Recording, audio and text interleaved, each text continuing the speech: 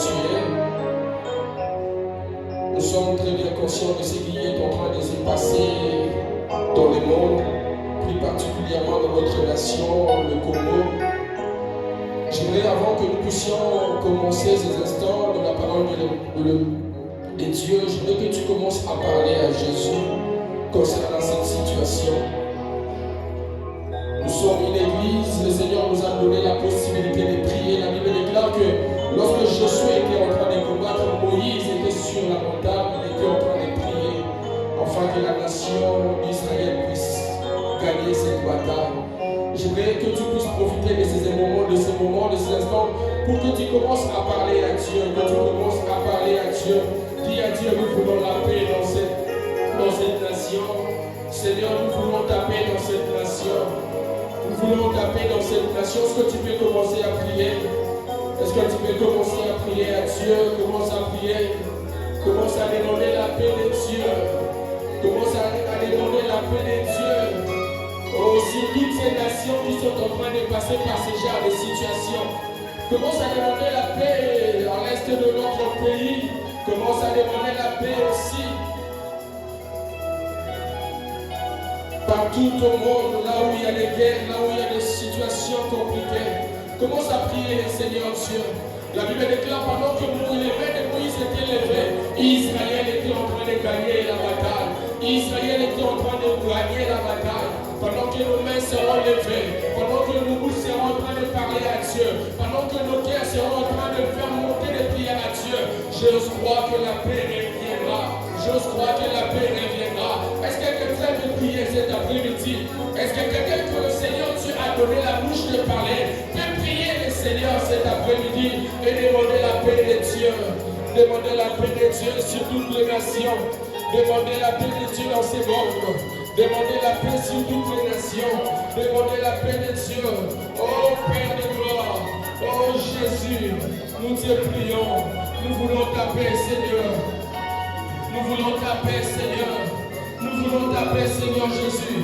Sur toutes les nations, éternel Dieu. Sur toutes les nations, Jésus. Nous voulons que tu accordes la paix. Seigneur, sur toutes les nations, Jésus. Sur toutes les nations, Seigneur. Car c'est toi le roi. Car c'est toi le créateur, Seigneur. Car c'est toi le roi, Seigneur Jésus. Même la mer te bénisse, Seigneur Jésus.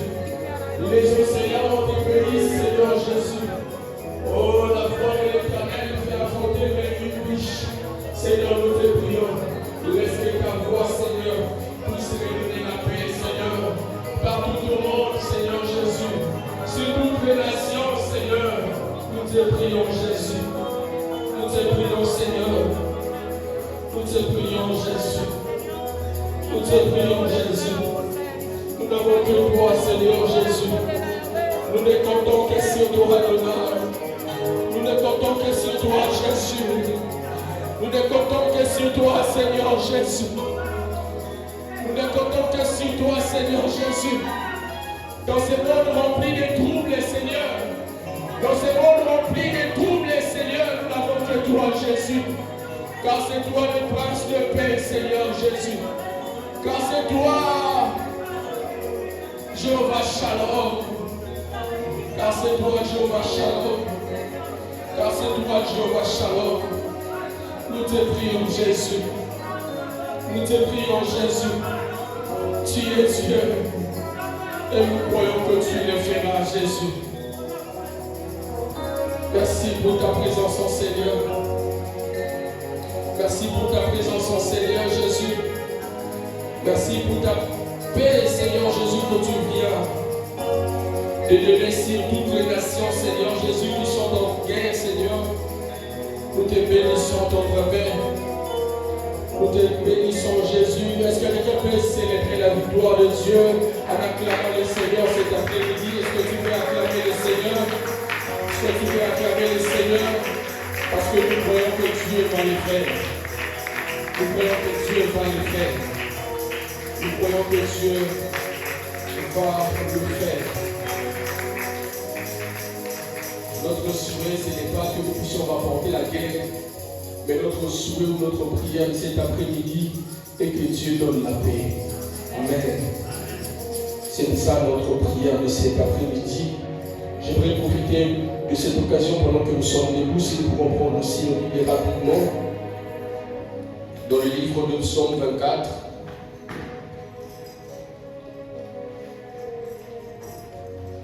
Si nous pouvons nous tenir debout pour honorer la parole du Seigneur, ce sera une très bonne chose. Psaume 24, nous allons lire le 3e et le 4e chapitre. Psaume 24, chapitre 3, le chapitre 24, le verset 3 à 4. J'ai mis au nom de Jésus. Qui pourra monter à la montagne de l'Éternel, qui s'élèvera jusqu'à son lieu saint? Celui qui a une main innocente et le cœur pur, celui qui ne livre pas son âme au mensonge et qui ne gît pas pour tromper. Parole du Seigneur. Amen. Nous pouvons nous rasseoir. Je bénis le Seigneur Dieu pour sa grâce cet après-midi. Il a fait grâce que nous puissions nous revoir encore cet après-midi. Plusieurs personnes sont mortes au courant de cette semaine, mais Dieu nous a protégés afin que nous puissions nous retrouver encore ici dans sa présence. Amen. Alors, cet après-midi, nous allons parler d'un thème qui est tellement très important pour nous. Encore cet après-midi, ce matin, nous allons parler de la montagne de l'Éternel. Notre thème de cet après-midi est intitulé de cette manière, la montagne de l'Éternel. Pour ceux qui sont en train d'écrire, j'aimerais encore répéter cela.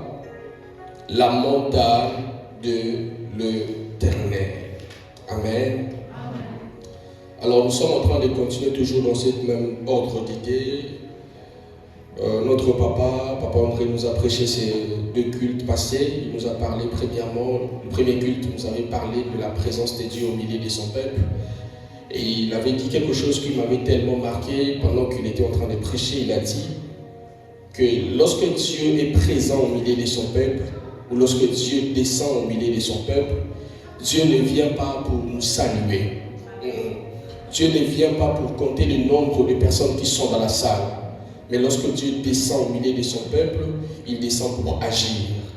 Lorsque Dieu descend au milieu de son peuple, il descend pour accomplir des miracles et des guérisons. Et nous sommes en train de continuer. Dimanche passé, nous avons encore parlé du royaume de Dieu.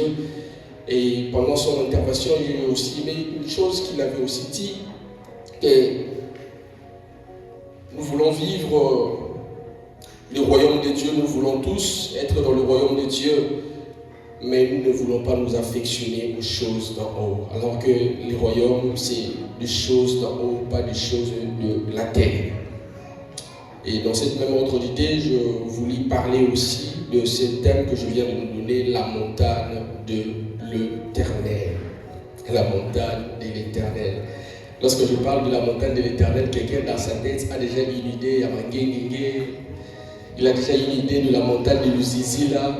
Alors que cette montagne que nous allons parler de ça cet après-midi, ce n'est pas cette montagne que nous avons dénommée, ce n'est pas cette montagne que nous avons l'habitude d'y aller, ce n'est pas Mangué, ce n'est pas Luzizi là, mais lorsque nous parlons de la montagne de l'Éternel, ce matin nous faisons allusion à sa présence. Amen.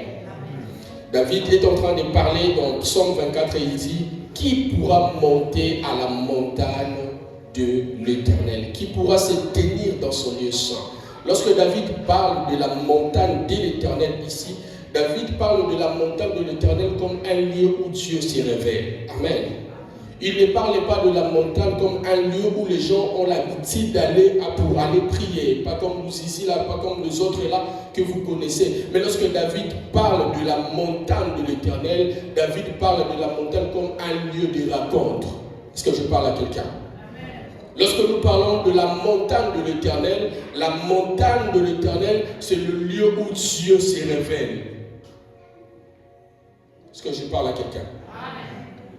Lorsque nous parlons de la montagne où Dieu se révèle, nous ne parlons pas de la montagne où Dieu est omniprésent. Mais nous parlons de cette montagne où Dieu se manifeste. Nous ne parlons pas de cette montagne où nous savons qu'il y a une montagne qui est réputée que c'est un lieu de la prière où les gens vont prier. Mais lorsque nous parlons de la montagne de l'Éternel, c'est le lieu où Dieu se révèle, mais dans une autre dimension au-delà de l'omniprésence de Dieu. Est-ce que je parle à quelqu'un? Il y a une différence entre l'omniprésence de Dieu et la présence manifeste de Dieu. Lorsque nous parlons de l'omniprésence, c'est la manière de Dieu d'être partout. Nous disons que Dieu est partout. Dieu est partout, même si vous n'allez pas dans des montagnes qui est dénommée, Dieu est partout. Il est partout notre Seigneur. Voilà pourquoi nous l'appelons omniprésent. Il est partout. Partout vous pouvez le trouver, il est là. Mais Dieu ne se manifeste pas partout. Les lieux où Dieu se manifeste, c'est le lieu qu'on appelle la montagne de l'Éternel. Le lieu où Dieu se révèle, c'est ce lieu-là, c'est cette montagne-là qu'on dit, qu'on appelle la montagne de l'Éternel. Lorsqu'on dit que c'est le lieu où Dieu se manifeste, c'est le lieu où nous sommes en train de vivre une autre dimension de la présence de Dieu. Au-delà de l'omniprésence, nous sommes en train de vivre la manifestation maintenant de la présence de Dieu. C'est cette montagne que David est en train d'appeler la montagne de l'Éternel, la montagne sainte. Lorsque nous parlons de la montagne de l'Éternel, la montagne de l'Éternel, c'est un lieu où le Seigneur vient rencontrer son peuple. Lorsque David parle de la montagne de l'Éternel, c'est un lieu où Dieu se révèle dans une autre dimension. Pas dans une dimension, pas dans une même dimension comme l'omniprésence, mais Dieu vient se manifester dans une autre dimension. Dieu vient pour que nous puissions vivre sa gloire. La montagne de l'Éternel, c'est le lieu où la gloire de l'Éternel éclate. Est-ce que je parle à quelqu'un? Est-ce que je parle à quelqu'un? C'est dimanche. Je crois que c'est même l'idée de ces mois de février. Nous allons beaucoup plus enseigner que d'être des prédicateurs. Voilà pourquoi vous allez vraiment nous supporter, que nous puissions lire beaucoup de passages, parce que c'est vraiment des moments d'enseignement. Amen. J'étais en train de dire que lorsque nous parlons de la montagne de l'Éternel, la montagne de l'Éternel, c'est le lieu où Dieu se révèle. Amen. Nous pouvons être tous ici dans l'église comme une montagne de l'Éternel, mais il y a plusieurs personnes qui n'expérimentent pas une autre dimension de Dieu. Nous sommes tous ici, nous venons à l'église comme une montagne de l'Éternel. Mais plus de personnes qui viennent à l'église, plusieurs d'entre nous nous limitons que dans l'omniprésence de Dieu. Mais la plupart des personnes n'entrent pas dans la présence manifeste où Dieu se révèle. Être à l'église, c'est très bien. Mais vivre une autre dimension de Dieu dans l'omniprésence, c'est très important. Est-ce que je parle à quelqu'un?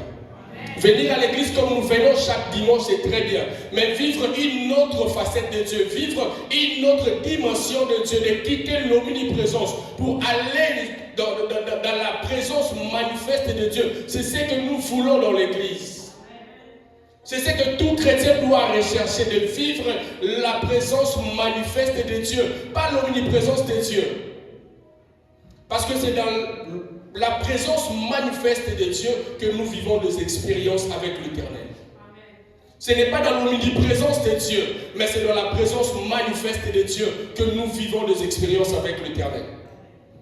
David dit qui pourra monter à la montagne de l'Éternel. Lorsqu'on parle de la montagne de l'Éternel ici, la montagne de l'Éternel, c'est le lieu des expériences. C'est le lieu des expériences entre l'homme et le divin. Non seulement le lieu où Dieu se révèle, mais le lieu des expériences. Depuis que tu es chrétien, depuis que tu es devenu chrétien, j'aimerais poser la question à l'Assemblée, combien d'expériences que tu as déjà vécues avec le Seigneur? Combien d'expériences spirituelles que tu as vécues avec le Seigneur? Depuis que tu as reçu les baptêmes, depuis que tu as reçu Jésus, depuis que tu t'es fait baptiser. Alors que que nous ne sommes pas chrétiens pour vivre dans l'omniprésence de Dieu, mais nous sommes chrétiens pour vivre d'autres expériences. Au-delà de tout ce que le monde peut vivre, nous sommes appelés à aller au-delà de cette présence. Est-ce que je parle à quelqu'un? Qui pourra monter à la montagne de l'Éternel? La montagne de l'Éternel. La montagne de l'Éternel, c'est le lieu où Dieu se révèle.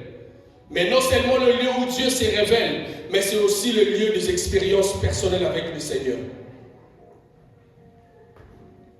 Est-ce que je parle à quelqu'un? Ici, je ne suis pas en train d'interdire à quelqu'un qui interdire tout. Parce que je me fais comprendre. Mais je suis en train de parler à une personne pour rendre conscient une personne que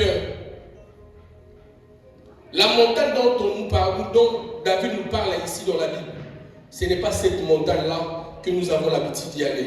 Mais nous devons être dans cette montagne des expériences personnelles avec le Seigneur. Nous devons être dans cette montagne-là où nous sommes, où Dieu est en train de se révéler à nous. Nous allons lire un passage. Je donne Exode chapitre 34, le verset 5 à 6. Exode chapitre 34, 5 à 6. La montagne de l'Éternel, c'est le lieu où Dieu se manifeste. Et c'est aussi le lieu des expériences avec le Seigneur. Exode 34, le verset 5 à 6. Quelqu'un a trouvé? Si quelqu'un a trouvé, il peut nous aider avec la lecture, s'il vous plaît. Exode 34, le verset 5 à 6. La montagne de l'Éternel, c'est la montagne où Dieu se révèle, c'est la montagne où Dieu se manifeste. Exode chapitre 34, le verset 5 à 6. Si quelqu'un a trouvé, il peut nous aider avec la lecture. Exode chapitre 34, verset 5 au 6e verset. Jésus. 5. L'Éternel descendit dans une nuée, se tient là, auprès de lui, et proclama les noms de l'Éternel. 6.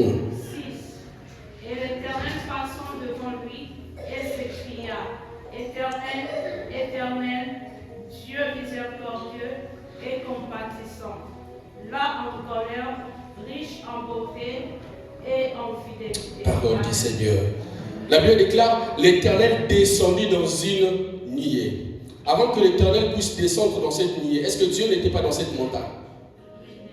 Dieu était là, mais sa présence, c'était l'omniprésence de Dieu. Mais la Bible signifie ici, la Bible parle d'une précision qui est importante ici. La Bible déclare que Dieu descendit dans une nuée. Là, l'Éternel Dieu, là, la Bible ne nous parle pas de cette présence qui était déjà là partout. Mais la Bible nous parle d'une présence qui s'est manifestée, qui est descendue sous forme d'une nuée. Où Dieu s'est révélé à Moïse. Nous ne voulons pas de culte, excusez-moi de le dire, nous ne voulons pas de culte où nous sommes en train de vivre dans l'omniprésence de Dieu. Nous ne voulons pas de chrétiens qui sont en train de vivre dans l'omniprésence de Dieu, mais nous voulons de chrétiens qui sont en train de vivre la nuée. Lorsque la nuée descend, ces chrétiens sont capables d'entrer dans cette nuée de Dieu. Est-ce que je parle à quelqu'un? Nous ne voulons pas de ces personnes qui s'arrêtent seulement dans le parvis, mais nous voulons de ces personnes qui sont capables d'entrer dans le lieu saint. Est-ce que je parle à quelqu'un?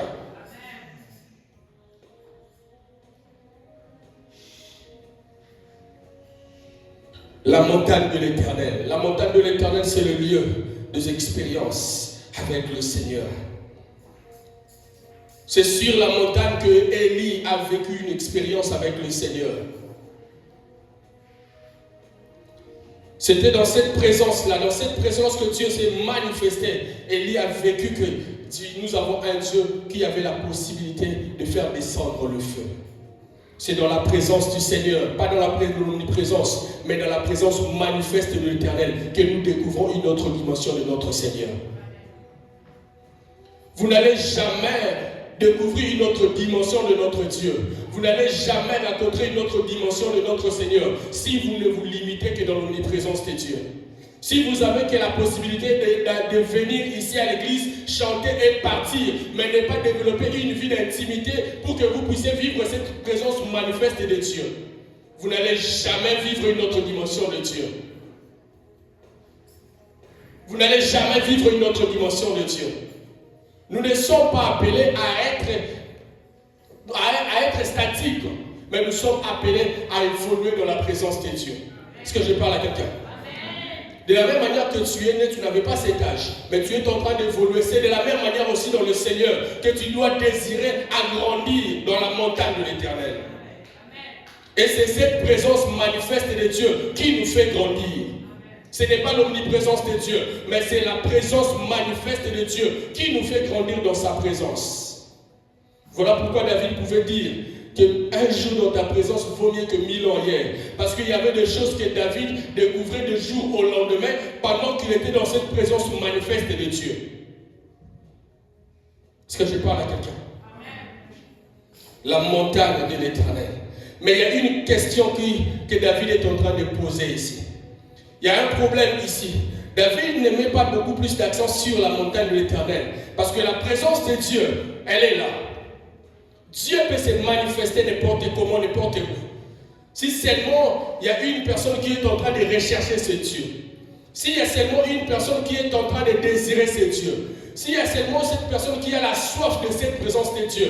Dieu peut se manifester. Dieu est présent. Dieu a la possibilité de se manifester à cette personne. Mais il y a une question qui se pose ici. Qui, maintenant, qui pourra monter à la montagne de l'Éternel? Le problème, ce n'est pas la montagne de l'Éternel. Le problème, ce n'est pas la présence de l'Éternel. Mais le problème ici, c'est de qui? Est-ce que je parle à quelqu'un? Le problème ici, ce n'est pas de la montagne de l'Éternel. Ce n'est pas que Dieu ne veut pas se manifester à son peuple. Non, Dieu a vraiment besoin de se manifester à son peuple. Dieu veut que son peuple puisse le connaître. Dieu veut vraiment que son peuple puisse entrer en intimité avec lui. Mais qui pourra maintenant se tenir dans son lieu saint? C'est là où il y a le problème. C'est là où il y a le plus gros problème. Est-ce que je parle à quelqu'un? Qui pourra y monter? Oui, Dieu est là, Dieu est prêt à guérir, Dieu est prêt à te faire voir des choses que toi tu veux. Mais qui maintenant peut monter à la montagne de l'Éternel? Regarde devant ton voisin, dis à ton voisin qui? Qui pourra monter à la montagne de l'Éternel? Est-ce que c'est cette personne qui est en train de gêner beaucoup? Qui pourra monter à la montagne de l'Éternel? Est-ce que c'est cette personne qui vient chaque dimanche à l'église qui pourra monter à la montagne de l'Éternel? Est-ce que c'est cette personne qui donne les offrandes chaque dimanche? Est-ce que c'est cette personne qui fait du bien aux pauvres? Est-ce que c'est cette personne qui fait du bien aux veuves qui peut monter à la montagne de l'Éternel? Est-ce que c'est cette personne qui prie de 12h à 22h, de 6h à 6h? Est-ce que c'est cette personne qui pourra monter à la montagne de l'Éternel? Parfois, nous pensons que c'est nos bonnes œuvres qui attirent certaines bénédictions dans notre vie. Oui, ça peut être une possibilité où le Seigneur peut aussi nous bénir. Mais si nous avons été sauvés, nous n'avons pas été sauvés aussi par les moyens de bonnes œuvres. Mais nous avons été sauvés par la grâce de Dieu au moyen de la foi en Jésus. Qui pourra monter à la montagne de l'Éternel? C'est la question qui nous est posée cet après-midi. Qui pourra monter à la montagne de l'Éternel? Est-ce que ça va chrétien ou ça? Est-ce que c'est ce genre de personnes qui pourront monter à la montagne de l'Éternel?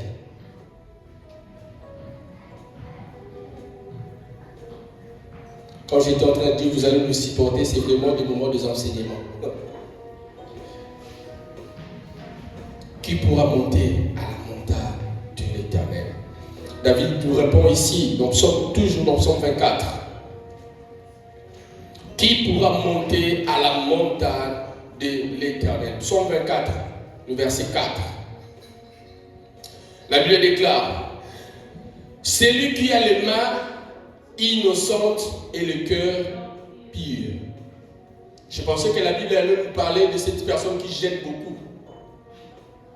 Je pensais que la Bible allait nous parler de cette personne qui prie beaucoup. Moi, je pensais que la Bible allait nous parler de cette personne.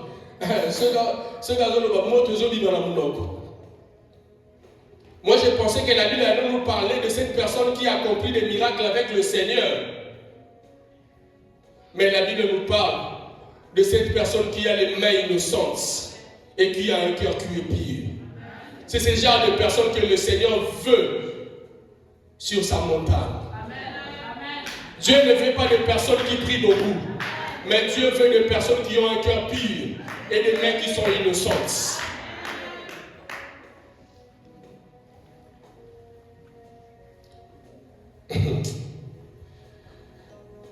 Parfois, nous ratons certaines choses de la présence de Dieu parce que nous comprenons peut-être mal certaines choses. Est-ce que je parle à quelqu'un? Parce que nous voulons parfois compliquer les choses. Omibo Minzala 40 jours. Omibo Minzala. Mais tu n'as pas de mains qui sont innocentes. Oh Salamine frère. Tu n'as pas un cœur qui est pire. Et tu penses que ces 40 jours que tu as fait sur la montagne, pas sur la montagne, ces 40 jours que tu as fait, il y a jeûne et prière qui va attirer cette présence de Dieu vers toi. La Bible déclare que Dieu ne regarde pas nos visages, Dieu ne voit pas nos apparences, mais Dieu regarde nos cœurs, Dieu sonde nos cœurs, il connaît ce qui est dans nos cœurs. Lorsque David parle de mains innocentes, il parle des actions qui sont extérieures. Mais lorsqu'il parle d'un cœur pire, il parle des actions qui sont intérieures. Vous êtes en train de prier, vous êtes en train de venir à l'église dans la présence de l'Éternel. Mais quelles sont les intentions de vos cœurs? Quelles sont les intentions, le désir de vos cœurs? Qui pourra monter à la montagne de l'Éternel? Qui pourra monter à la montagne de l'Éternel? Cette personne qui a les mains innocentes. Cette personne qui a les mains innocentes. Lorsqu'on parle de mains innocentes, c'est le main qui... Je ne parle pas ici de personnes qui ne tombent pas dans le péché. Mais le main d'une personne qui peut tomber dans le péché, oui, bien sûr. Mais cette personne est capable de se repentir. Il y a une différence entre pratiquer le péché et tomber dans le péché. Est-ce que je parle à quelqu'un? Amen. Lorsqu'on parle de cette personne qui a les mains innocentes, c'est cette personne qui peut tomber dans le péché, mais qui ne peut pas vivre dans ses péchés. Une personne qui n'a pas les mains innocentes, c'est cette personne qui trouve le plaisir en pratiquant le péché.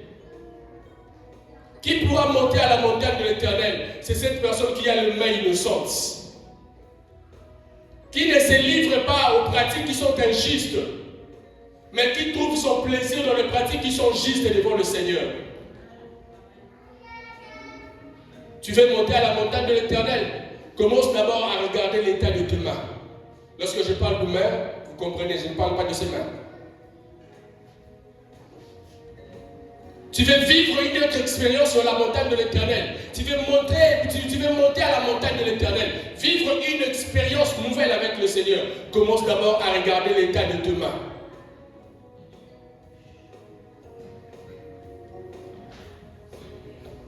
Tu veux vivre la gloire de Dieu. Mais tu es la première personne. Tu es la première personne qu'on vient consulter lorsqu'on veut faire du mal à une autre personne. Il y a une stratégie. Il y a une stratégie. Il y a une qui détruire mon tout. Ce n'est pas cette personne que le Seigneur fait sur sa montagne. Ce n'est pas cette personne. Ce n'est pas cette personne que Dieu veut dans sa présence. C'est lui qui veut monter à la montagne de l'Éternel. C'est cette personne qui a les mains innocentes. Une personne qui pratique la justice de Dieu. Cet après-midi, avant il y a une phrase qui est montée au fond de mon cœur. Je me suis dit, Mathieu, on était à Amen, on pas battu ça. de mettre en pratique ce que je suis en train de dire. Dans ce là, la saleté. La main que moi je suis en train d'attendre, c'est de mettre en pratique ce que vous êtes en train d'écouter. Est-ce que je parle à quelqu'un?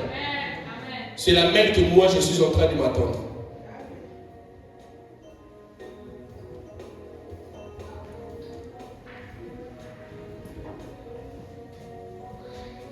Et ce qui est encore plus grave ici, qu'il y a même certaines personnes qui se disent enfants de Dieu, chrétiens, mais qui ne désirent même pas aussi monter à la montagne de l'Éternel. Donc comment déjà la Mourouza, après Lola, États-Unis, donc soit après États-Unis, Lola, et nous ne voulons plus de certaines choses, nous ne voulons plus, comme Papa André était en train de dire, nous affectionner aux choses d'en haut. Mais lorsque tu étais à Kinshasa, tu étais au Congo, chaque samedi, vous avez un programme jeûne et prière en montée à nous saisir. Surtout quand on dit que vous avez développé loterie, vous avez pratique, nous sommes bien. Et puis le téléphone, c'est là, il y a des poteaux, il y a des John Cena. Tu as arrêté toutes ces pratiques. Mais arrivé ici, tu n'as même plus besoin de monter à cette montagne de l'Éternel et tu t'es livré. Tu t'es livré aux pratiques qui sont injustes. Est-ce que cet après-midi, quelqu'un est prêt à vérifier l'état de ses mains et de renoncer à cet état de ses mains?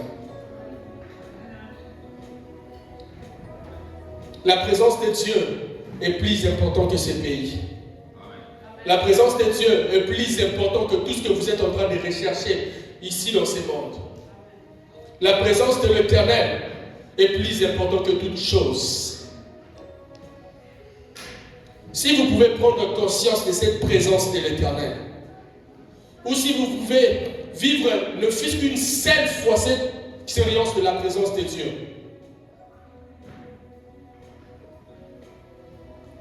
vous allez comprendre que tout ce que nous sommes en train de faire ici,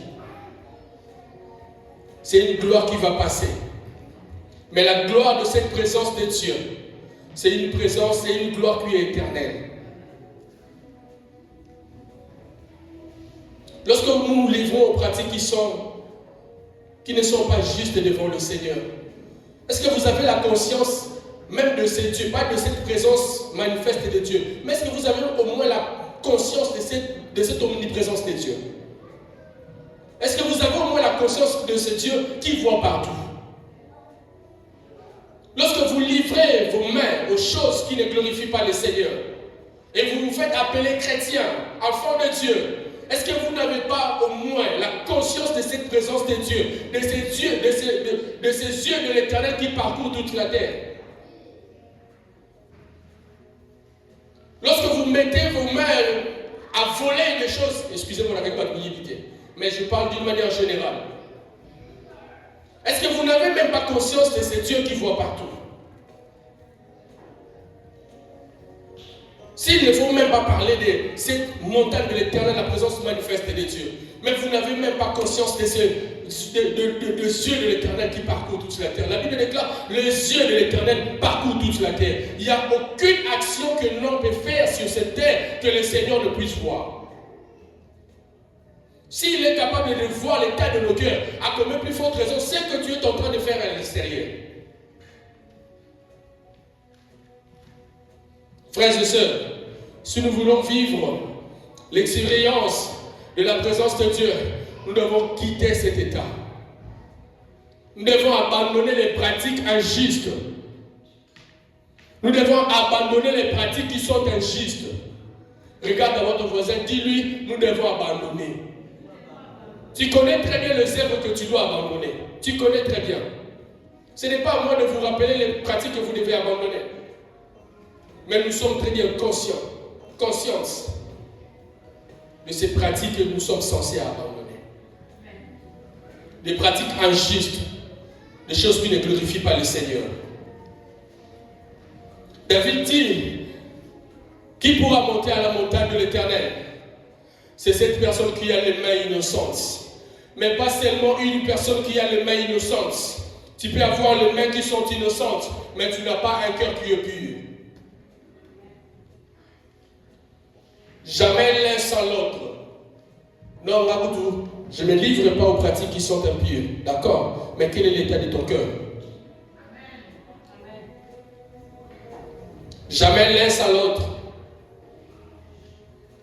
Celui qui veut monter à la montagne de l'Éternel doit non seulement avoir une main innocente, mais aussi un cœur qui est pur. Lorsque nous parlons d'un cœur pur, c'est un cœur où on voit les intentions qui sont pures. Tu viens dans la présence de Dieu, tu viens prier le Seigneur, mais dans ton cœur,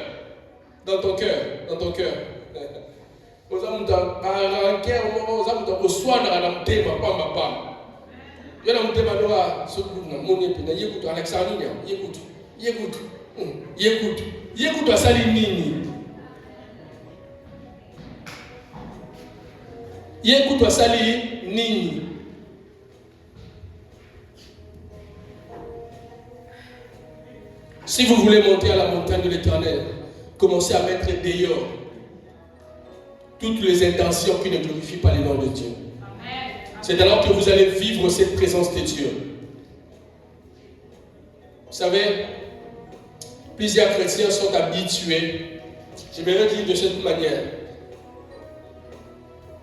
les gens plusieurs pieds sont habitués à venir à l'église, mais peu de cœur montent à la montagne de l'Éternel. Est-ce que je parle à quelqu'un? Plusieurs pieds viennent à l'église, plusieurs corps viennent à l'église, mais peu de cœur montent à la présence de Dieu. Pourquoi? Parce que tes pieds sont à l'église, mais ton cœur n'est pas dans la présence de Dieu. Plusieurs personnes viennent au culte sans pour autant vivre le culte.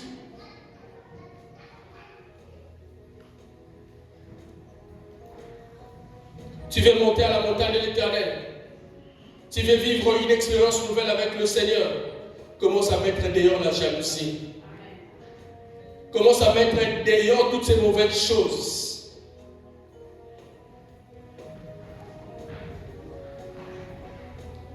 Tu veux monter à la montagne de l'Éternel, mais c'est toi la première personne qui ne sait pas pardonner. Inutile. Comment vous m'en allez dire? Liana, comment vous m'en allez dire? Comment vous m'en allez dire? Quand j'étais Lia.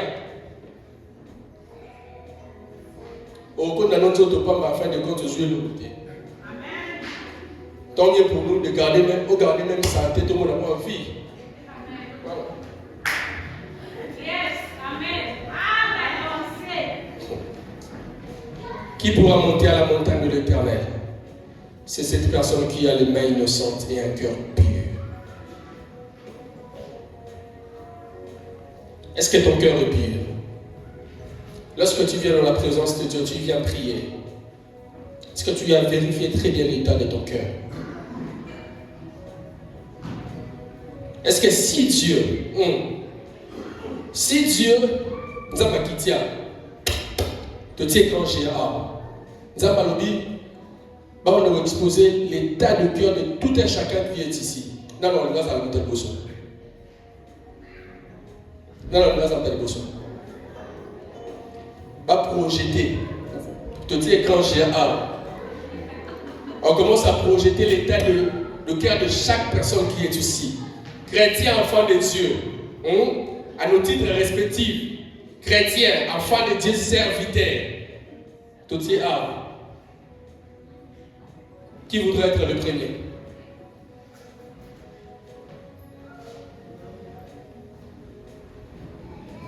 Si vous pouvez faire des choses pour tromper nous les humains, pour tromper vos pasteurs, vos serviteurs, conduite ça bien, si longtemps que dans ton cœur, que tu fais autre chose. Je vais te dire une chose. L'homme de Dieu peut voir ton apparence, mais il y a une personne qui voit au-delà de ses apparences. Il y a une personne qui voit au-delà de ce que nos yeux physiques peuvent voir. Parce que rien n'échappe à son contrôle. Est-ce que je parle à quelqu'un? Nous voulons vivre, nous voulons de ces assemblées où lorsque nous venons, que nous puissions expérimenter cette gloire de Dieu. Mais cette gloire de Dieu ne sera possible que lorsque le cœur vienne dans la présence de Dieu. Et lorsque ce cœur sont disposés pour le Seigneur.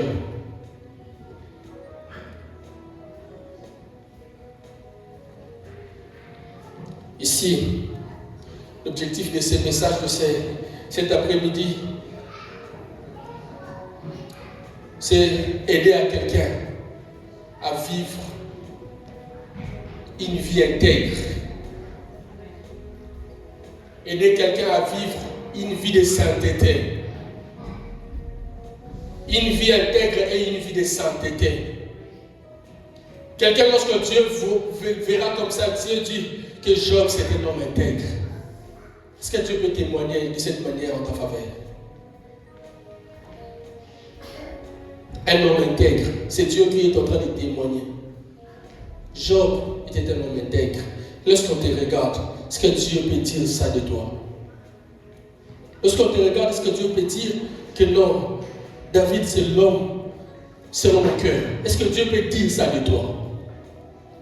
Est-ce que Dieu peut être fier de toi? Est-ce que Dieu peut être fier de toi? Amen. Amen. Lorsque même la Bible nous parle de David comme un homme selon le cœur de Dieu, ce n'est pas parce que David n'avait pas commis de péché. Non, David commettait aussi des péchés. Il tombait parfois dans certains péchés. Mais la Bible déclare que David avait un cœur repentant. Un cœur qui savait se repentir. Et puis, il y a une mauvaise habitude. Les chrétiens attendent que l'église, pour se repentir. Là, c'est le dimanche, avant que l'église va prier dans la salle de repentance. Non.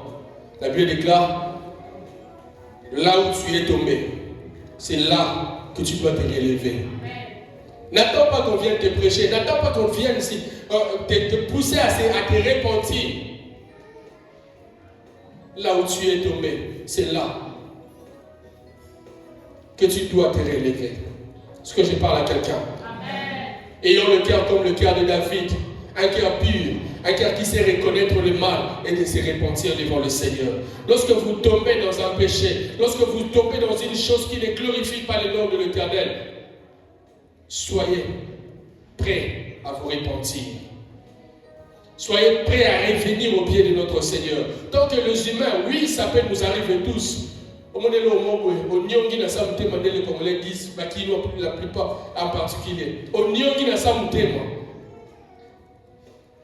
Mais tu sais très bien que ce que tu viens de faire n'est pas bien devant les yeux de l'Éternel. Sois prêt à te repentir. C'est qu'un homme tolère, ça grandit. Est-ce que je parle à quelqu'un? Tu médites de mauvaises choses dans ton cœur contre une personne. Le lot médite au tipiano. Tu ne te réponds pas. Demain, tu fais la même chose. Et go cola. L'obé au comandoki. Soyons prêts à revenir dans la présence de l'Éternel. Soyons prêts à abandonner les pratiques injustes. Soyons prêts à abandonner les pratiques qui sont injustes et de vivre dans la présence de l'Éternel. David dit, c'est une personne qui a les mains innocentes, un cœur pur, mais qui ne se livre pas aussi aux fraudes. Tout le monde sait que c'est le diable. C'est le diable. Mais quand on a ça, le logo, le logo, il faut $500. Quand on a ça, zéro, qu'est-ce que le diable dit? Pourquoi nous ne voulons pas être responsables de nos actions?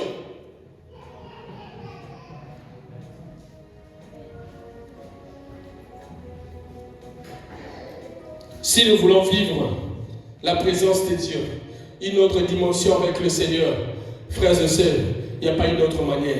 C'est d'être juste devant le Seigneur. C'est être intègre devant le Seigneur. Si vous décidez aujourd'hui de marcher dans l'intégrité avec le Seigneur, vous allez voir Dieu. Et lorsque vous allez voir Dieu, il n'y a aucune chose, il n'y a aucun domaine de votre vie qui ne restera le même. À la rencontre de notre Seigneur, à la rencontre de cette présence de Dieu, il n'y a aucune chose qui ne manque de changer. Dieu transforme toujours les choses. Oh, Alinga Bisoka n'est tout ça. Oui, d'accord.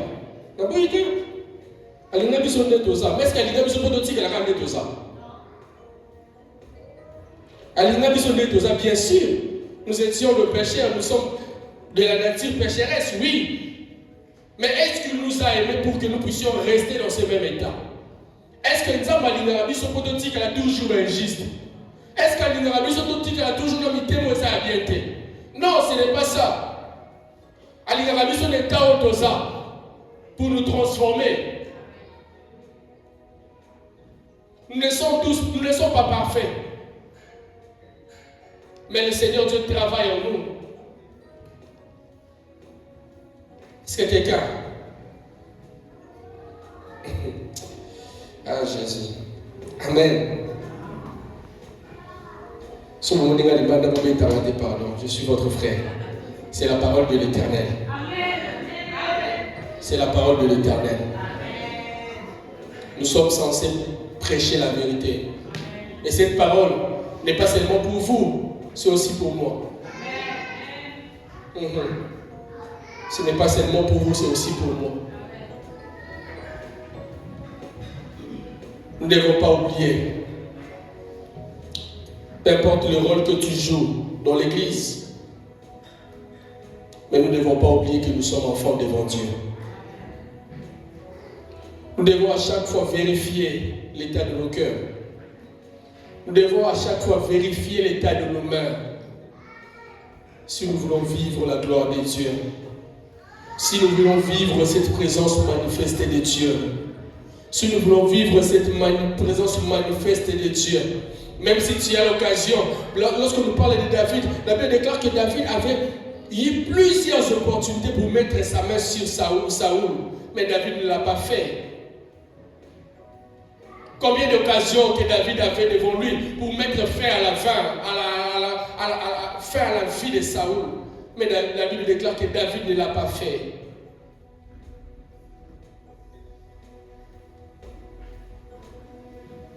Est-ce que je parle à quelqu'un? Est-ce que quelqu'un est prêt cet après-midi à dire à Jésus, Seigneur,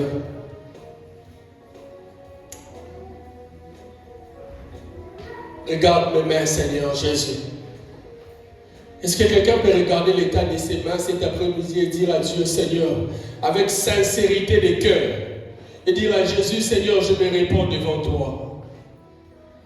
Regardez l'état de son cœur et dire à Dieu, Seigneur, je veux que tu changes mon cœur. La Bible déclare, il ôtera le cœur de la pierre et il vous donnera un autre cœur, un cœur nouveau. Est-ce que quelqu'un peut regarder l'état de son cœur et dire à Dieu, Seigneur, je ne veux pas de ce cœur, mais je veux d'un cœur nouveau. Je ne veux plus de ce cœur qui est prêt à haïr les autres. Je ne veux plus de ce cœur qui est prêt à faire du mal aux autres, mais je veux d'un cœur qui est prêt à vivre dans ta présence. Est-ce que tu peux commencer à prier l'Éternel Dieu? Je veux que tu commences à parler à ton Dieu. Je veux que tu commences à parler à ton Dieu. Je veux que tu commences à parler à ton Dieu. Dis à Dieu, Seigneur, je veux vivre. Je veux vivre cette gloire de Dieu. Mais Seigneur Jésus, aide-moi à me débarrasser de ce cœur. Aide-moi à me débarrasser, Seigneur. Aide-moi à me débarrasser, Seigneur Jésus. De ce cœur qui est prêt à faire du mal aux autres, Jésus. Aide-moi à me débarrasser, éternel Dieu Tout-Puissant. Oui, je vais être celui qui s'approche de ta présence, Seigneur. Je vais, Seigneur Jésus. Est-ce que quelqu'un peut crier à Dieu? Est-ce que quelqu'un peut crier à Dieu cet après-midi? Est-ce que quelqu'un peut crier à Dieu, Seigneur Jésus? Il est celui qui peut transformer nos cœurs. Est-ce que quelqu'un peut crier à Dieu, Seigneur Jésus?